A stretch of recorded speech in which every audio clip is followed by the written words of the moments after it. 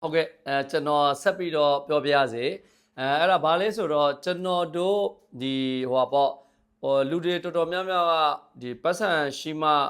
ကိုယ်ပိုင်စီးပွားရေးလုပ်ရမယ်လို့ကြီးပဲကျွန်တော်တို့မြင်နေရတယ်လေပတ်စံရှိမှစီးပွားရေးလုပ်လို့ရမယ်ပတ်စံမရှိရင်စီးပွားရေးလုပ်လို့မရတော့ဘူးကျွန်တော်တို့မြင်တာကတော့ဒီမှာကျွန်တော်တို့ဆန်လောကမှာလည်းပတ်စံမရှိပြင်းနဲ့ကျွန်တော်တို့အကျိုးဆောင်တွေပုံစံမျိုးပေါ့ပွေးစားပြောရမယ်ဆိုပွေးစားပေါ့နော်ဆန်ပွေးစားတွေလုံးနေကြတာအများကြီးပါပဲနော်ဘာလို့ဆိုတော့ကျွန်တော်တို့ဗျာသူတို့800လောက်ရောင်းရတယ်ဆိုရင်2000 3000ရတယ်သူအားဆိုင်ုံပဲအားဆိုင်ုံပဲ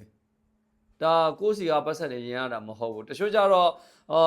ပတ်စံနေပါရှိတဲ့လူကြတော့ဒီလိုမျိုးရင်းပြီးတော့တချို့လောက်ကြတာတွေလည်းရှိတယ်ပေါ့နော်ဒါပေမဲ့ဒီနေ့မှာကျွန်တော်ပြောချင်တာကပတ်စံမရှိရင်လည်းကျွန်တော်တို့ရဲ့ဒီဆန်လောကမှာလုံးလို့ရတဲ့အပိုင်းလေးတွေကိုကျွန်တော်ပြောပြတာဖြစ်ပါတယ်ပတ်စံအဲ့ဒါပတ်စံမရှိတဲ့ဥစ္စာเนาะပတ်စံမရှိတဲ့ဥစ္စာနဲ့ပတ်သက်ပြီးတော့ပြောရမယ်ဆိုရင်ကျွန်တော်တို့အဲ့ဒီလိုမျိုးအကျိုးတော်ဆောင်ပြောရမယ်ဆိုရင်ပွေးစားဗျာရှင်းရှင်းပြောရမယ်ဆိုပွေးစားဆန်ပွေးစားတွေလုံးလို့ရတယ်အဲ့ဒါတွေကဘယ်လိုလုံးလို့ရလဲဆိုတော့ကျွန်တော်တို့ဥပမာကိုကဆန်ဆက်တင်နေရင်းနေလားဂိုတော်ဆန်ဂိုတော်တွေကနေပြီးတော့ဟိုဟာတွေနဲ့ရင်းနေလားပွေးုံတွေနဲ့ရင်းနေလား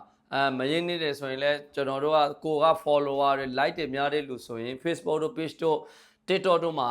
follower တွေ page တို့ပေါ့ like တွေများတဲ့လူတွေဆိုရင်သူကအလုံးလုံးလို့ရတယ်အဲ့ဒါလိုမျိုးလေးတွေဆန်နမူနာယူပြီးတော့ရောင်းလို့ထမင်းရှက်ပြလို့ဒီလိုလက်ကပုံစံမျိုးရောင်းလို့ရတယ်အဲ့ဒါလိုမျိုးလေးတွေလုံးလို့ရတယ်အဲ့ဒါလဲကျွန်တော်တို့ပွေးစားပေါ့ဒါဆန်နမူနာယူပြီးတော့ဒီ offline နေနဲ့လေဒီဆန်ဆိုင်တွေကိုတောပြီးတော့ပြပြီးတော့ရောင်းလို့ရတယ်နော်အဲ့ဒါလိုမျိုးလေးတွေလုံးလို့ရတယ်ပတ်စံရင်းစရာမလိုဘူးအားဆိုင်ုံပဲနော်အားဆိုင်ုံပဲအဲ့ဒါတွေကပတ်စံမရှိဘဲလုံးလို့ရတဲ့ပိုင်းနောက်တစ်ခုကြတော့ကျွန်တော်တို့ရဲ့စိန်သစင်ဆန်ပွေးုံမှာဆိုရင်လေအပြင်ကဥပမာလက်လီစားသမားတွေကို online ကနေဖြစ်ဖြစ်ကိုယ့်ရဲ့ပတ်ဝန်းကျင်ကိုယ့်ရဲ့ရက်ကွက်မျိုးနေတွေမှာဖြစ်ဖြစ်ဆန်နမူနာတွေနဲ့ကိုယ့်ရဲ့အသီးမိတ်ဆွေတွေကို order တွေကောက်ပြီးတော့ order တွေကိုကျွန်တော်တို့ကိုပေးလို့ရတယ်အဲ့ဒါမျိုးဆိုရင်လည်းကျွန်တော်တို့ကဆန်တအိတ်ကိုဘယ်လောက်နှုန်းထားပုံစံမျိုးနဲ့ကျွန်တော်တို့ percentage နဲ့ဖြစ်ဖြစ်ကျွန်တော်တို့ကပေးတယ်အဲ့လိုမျိုးဒါပေမဲ့ကျွန်တော်တို့ကဘောက်ရှာဖြတ်တဲ့အချိန်မှာလည်းကျွန်တော်တို့ကရိုးဘောက်ရှာနဲ့ပဲတောတာ